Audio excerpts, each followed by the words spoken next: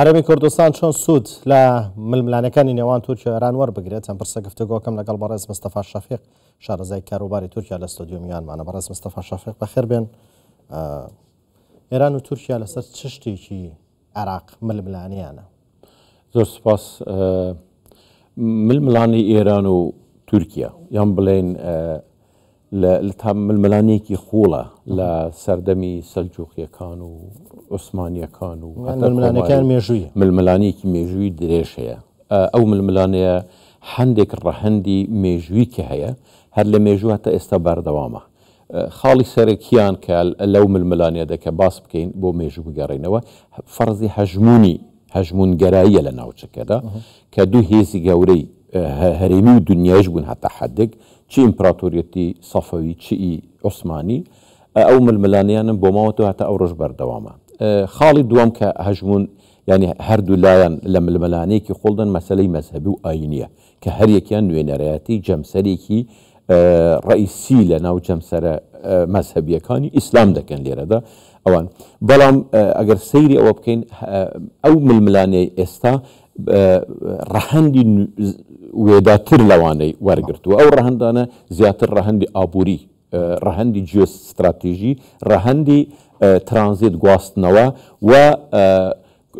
حتا حدێک وەکو گوتمان بەردەوامی ئەو هەژمونگەراییەی کە باڵادەستی لە هەرێمەکەدا دروست دەکەن. مەسەن ئەوەی ئێستا لە عێراقدا دەبینین تقریبان ئەو ڕەهەندانەی هەمووی پێوەیە، بەڵام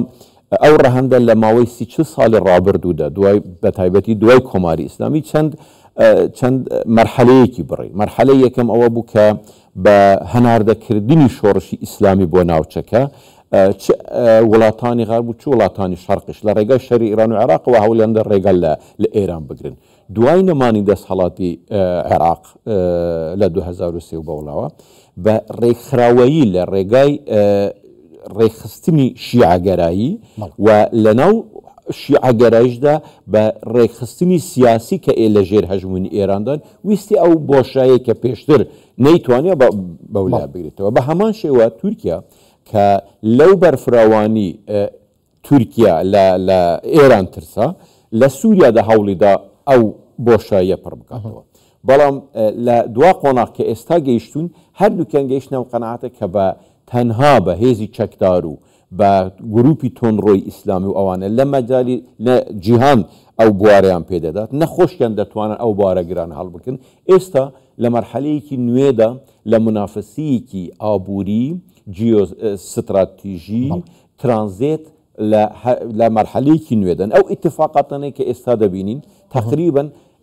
اتفاقی استراتیژین، چه اتفاقی ئەمنی نێوان تورکیا و عێراق بێت، چه اتفاقی نێوان تورکیا یعنی ئێران و عێراق بێت. دیارە لە نێوان هەردووکیاندا ئێستا عێراق بوویتە ساحەیەکی ململانەی تند کە هەرێمی کوردستان بەشێکی گرنگە لەم مەسەلەیە. چه هەرێمی کوردستان چۆن بتوانێت سوود لە ململانەیە ببینێت لە بەرژەوەندی خۆی؟ هەرێمی کوردستان لە دوو لاوە دەتوانێت سوود لەو ململانەیە ببینێت. یەکەم ئەوەیە وەکو بەشێکی ینی فدرال لە عێراقێکی نوێدا. من لەو بڕوادەم ئەگەر سیستەمی فدرالی لە عێراقدا بەڕاستی بچەسبێت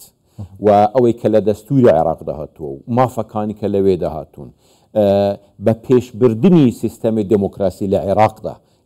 جگە لە هەژمونی ئەملا و ئەملا بە وەکو من دەڵێم لە چوارچەوەی دەستور و بەرەو پێشبردننی دموکراسیدا ئەگەر لە عێراقدا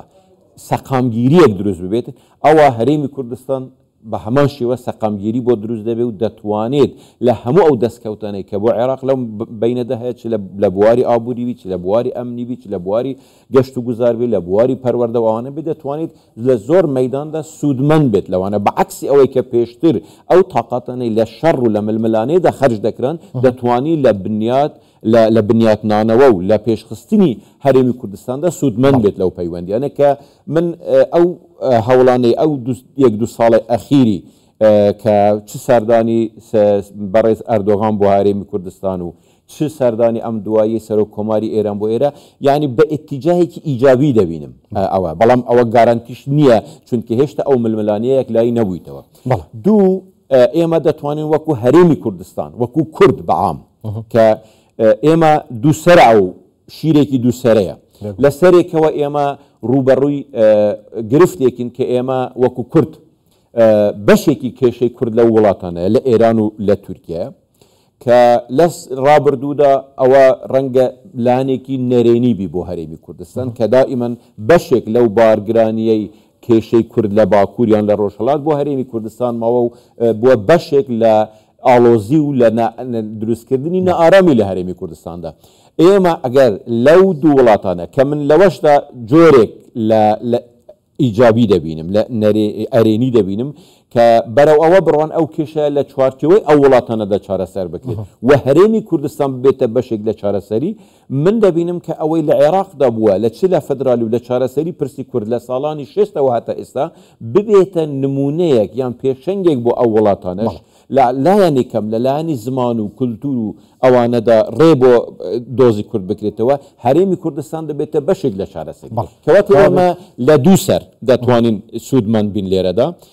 بەڵام بێگومان ئەوە تەنها بە هەرێمی کوردستانەوە وابەستە نییە لە وابەستەیە بە هەندێک ململانەی نێودەوڵەتی کە لێرەدا هەیە بە تایبەتی هەبوونی ئەمریکا لێرە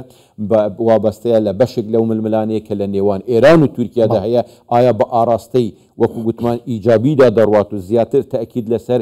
گەشەسەندنی ئابووری و ئیستقرار و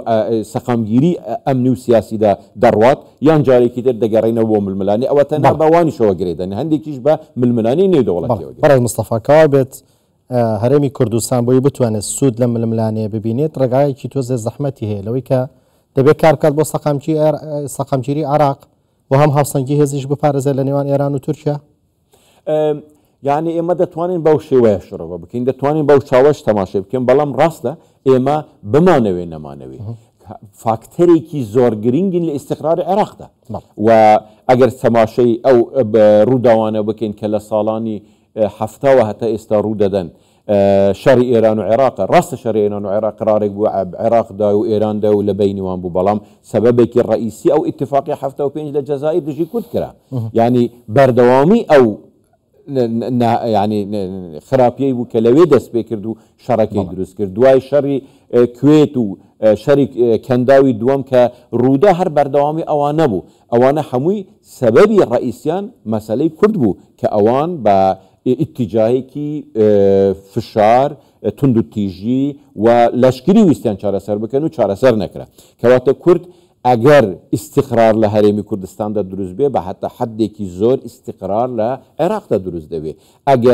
لەگەر کورد پەیوەندی باش بێ پەیوەندی هەولێر و بەغدا باش بێ هەتا حدێکی زۆر هەولێر دەبێتە عاملێکی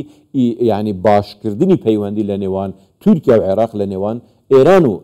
عێراقدا بۆیە من دەڵێم ئەوە ڕاستە دووسەرەیە هەرێمی کوردستان بارێکی قورسی لەسرە بەڵام لە هەمان کاتدا فرسەت و دەرفەتی گەورەشی لێ پێتانوانی وڵاتانی دراوسێشە بێەوە بزانن سەقامگیری هەرێمی کوردستان گرنگە بۆ سەقامگیری ئەوان بۆ پێی کە